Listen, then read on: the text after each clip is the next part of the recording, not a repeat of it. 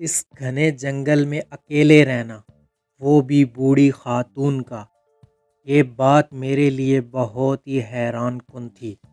Europe کے قیام کے زمانے کی بات ہے، میں لندن میں اپنی سہیلی کے پاس ٹھہری ہوئی تھی۔ ایک روز مجھ سے کہنے لگی کہ آؤ تمہیں جنگل کی سیر کرواتی ہوں۔ جنگل میں؟ نہ بابا، مجھے وہاں جاتے ہوئے ڈر لگتا ہے۔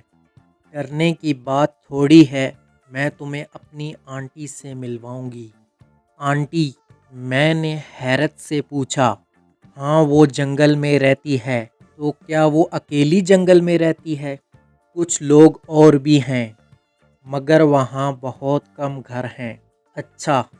میں بے دلی سے اس کے ساتھ اپنی سہیلی کی آنٹی گریس سے ملنے کے لیے چلی گئی تھی۔ 1 گھنٹے کی ڈرائیو پر جنگل آ گیا تھا۔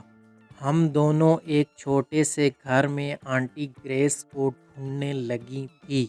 وہ باورچی خانہ میں چائے کا اہتمام کر رہی تھیں۔ شاید انہیں ہماری آمد کی اطلاع مل چکی تھی۔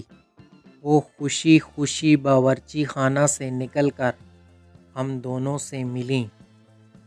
آنٹی گریس، یہ میری دوست پاکستان سے آئی ہے۔ ویلکم مائی ڈارلنگ، انہوں نے میرا منہ چومتے ہوئے کہا۔ ہم دونوں اس وقت لانگ روم میں بیٹھی تھیں۔ آنٹی گریس چائے بنا کر لے آئی تھیں، ساتھ چاکلیٹ اور بسکٹ بھی تھے۔ چائے پیتے ہوئے میں نے سارے گھر کا جائزہ لینا شروع کر دیا تھا۔ سنسان گھر، اور وہ بھی اس گھنے جنگل میں 3-4 گھروں میں سے ایک تھا۔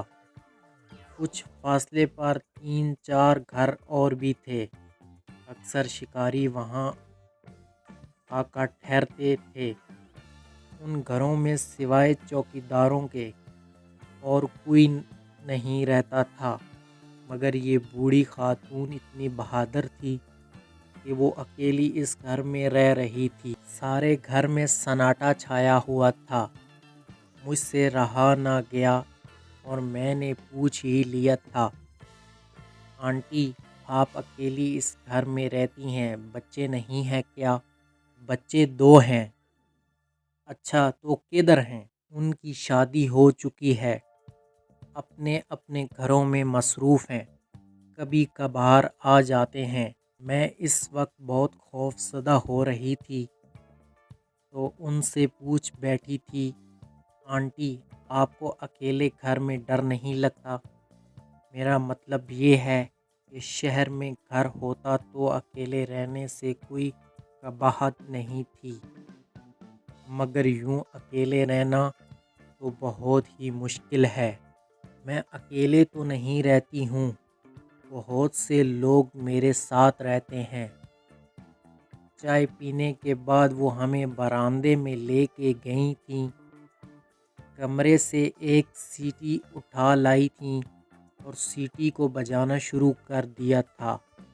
ابھی چند ہی لمحے گزرے ہوں گے تو بہت سارے پرندے ان کے کندھوں پر بیٹھ گئے۔ رنگا رنگ کے خوبصورت پرندے تھے۔ وہ مسکرائیں اور بتانے لگیں، یہ میرے ساتھی ہیں، میرے ساتھ کھانا کھاتے ہیں، میں ان سے باتیں کرتی ہوں۔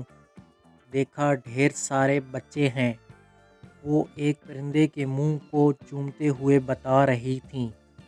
میں حیران سے آنٹی کو دیکھ رہی تھی جو ان پرندوں کے ساتھ خوش اور خرم دکھائی دے رہی تھیں۔ میری حیرانگی کو دیکھتے ہوئے وہ مجھ سے گویا ہوئیں، نہ صرف پرندے میرے بچے ہیں بلکہ 2 بلیاں اور 2 کتے بھی ہیں۔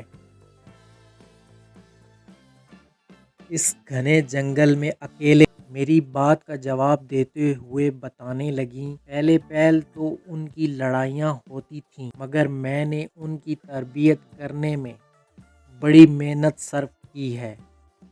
اب اتنے مہذب اور منظم ہو گئے ہیں کہ جوں ہی لڑنے کی کوشش کرتے ہیں تو میرا اشارہ پاتے ہی خاموشی سے اپنی اپنی جگہوں پر بیٹھ جاتے ہیں۔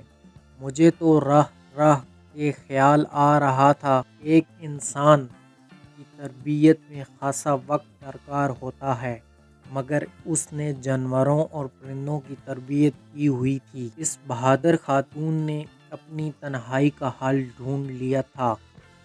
وہ پرندوں، بلیوں اور کتوں کے ساتھ بہت خوش تھی، اور ایک ہم جو انسانوں کے ساتھ خوش نہیں رہ سکتے۔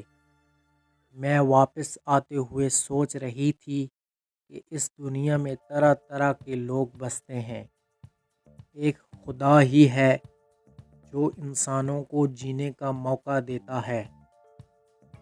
اس طرح کی امیزنگ سٹوریز کے لیے ہمارا یوٹیوب چینل سبسکرائب کریں، لائک کریں، کومنٹ کریں، شیئر کریں۔ Thanks for watching.